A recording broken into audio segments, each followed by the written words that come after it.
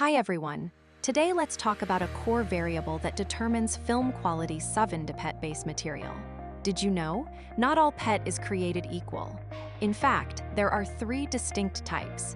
They are fiber-grade, bottle-grade, and film-grade PET. As someone in the automotive film industry, using the wrong PET type can lead to coating failure, poor stretchability, and long-term instability. So what exactly sets these PET grades apart? Let's break it down.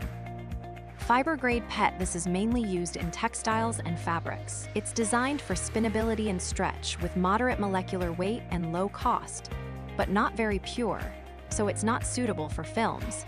Poor stretch performance and prone to haze or edge cracking. Bottle-grade PET, this PET is everywhere. Think of your water bottles.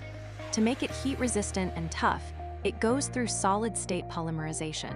But high crystallinity makes it brittle, bad news for stretching in film production. Suitable only for disposable or low-grade films, not for premium automotive films.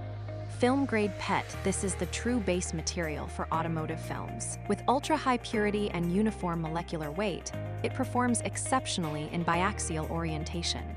Stable, clear, and stretchable, it's ideal for coating, heat rejection, and durability. You might be wondering what makes film-grade PET different at the molecular level. It skips SSP but requires ultra-high purity raw materials. It's biaxially stretched, heat-set, and thermally stabilized to prevent shrinkage and warping. Conclusion: fiber-grade PET, low cost but poor performance, 7T, not suitable.